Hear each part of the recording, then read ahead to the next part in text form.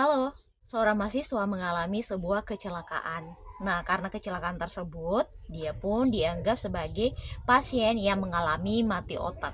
Setelah ayahnya ini mengetahui kalau anaknya ini tuh mengalami mati otak, di mana kesembuhannya itu sisa 1%, dia pun memutuskan untuk mendonorkan organ dalam si putranya ini kepada orang-orang yang membutuhkan. Akhirnya di hari tertentu si anak ini pun dinyatakan henti jantung dan meninggal saat itu juga. Nah, itu adalah sebuah scene kecil yang saya dapatkan dari drama While You Were Sleeping. Nah, ternyata kasus tersebut juga pernah terjadi pada tahun 1992. Apa yang terjadi di tahun tersebut? Nih, aku ceritain. Sepasang suami istri, di mana istrinya bernama Laura Kempo dan suaminya bernama Justin Pearson. Mereka ini tengah menanti kehadiran seorang bayi ke hidup mereka. Namun sayangnya, di usia kandungan yang masih 8 bulan tersebut, mereka harus menelan pil pahit di mana ternyata calon anak mereka nantinya ini akan terlahir cacat dan menderita sebuah penyakit yang bernama anencephaly. Kalau kalian mau tahu tentang anencephaly, ini tentang anencephaly. Meskipun mereka berdua mengetahui hal tersebut, mereka memutuskan untuk tetap melahirkan anaknya ini. Tujuan mereka saat itu sangat mulia, yaitu meskipun anaknya ini nantinya tidak mereka miliki atau tidak bisa bersama mereka selamanya, which is selama hidup mereka, tapi mereka berharap agar anaknya ini bisa menjadi manfaat bagi bayi-bayi lainnya, yaitu dengan cara mereka ingin mendonorkan organ dalam si anaknya ini kepada bayi-bayi yang membutuhkan. Akhirnya tibalah di mana sang bayi ini lahir ke dunia. Mereka memberi nama bayi tersebut yaitu Teresa Encampo Pearson.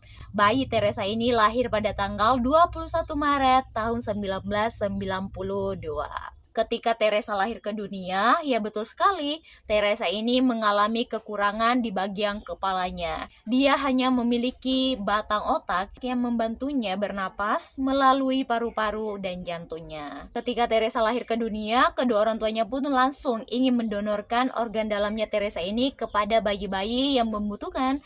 Namun, langsung ditentang oleh medis dan juga hukum Florida saat itu, di mana hukum yang dianut Florida saat itu adalah kematian seseorang atau bagi siapapun yang ingin melakukan donor organ itu harus mengalami mati otak atau henti jantung. Sayangnya Teresa tidak termasuk ke dalam dua hal ini. Teresa masih memiliki batang otak yang membuatnya masih bisa bernapas dengan sendirinya.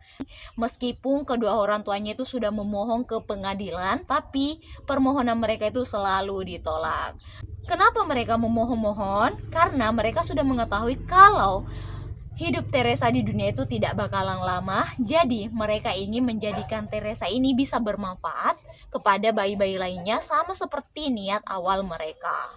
Mungkin dari kalian ada yang berpendapat, ya udah tunggu aja sampai si Teresa ini atau si bayi Teresa ini meninggal. Namun sayangnya ketika si bayi Teresa ini meninggal dunia, organ seperti ginjal, hati, dan jantungnya sudah mengalami kerusakan sehingga tidak bisa didonorkan. Seandainya si bayi Teresa ini meninggal di hari pertama dia lahir ke dunia, mungkin organnya itu masih bisa didonorkan. Namun sayangnya Teresa baru meninggal di hari ke-9. Jadi meskipun kedua orang tua Teresa itu memiliki keinginan yang sangat mulia, tapi hal tersebut sangat bertentangan dengan hukum. Saat itu, hukum di Florida justru mengatakan juga kalau mereka tidak mau membuka kotak Pandora yang suatu saat akan berbahaya bagi mereka.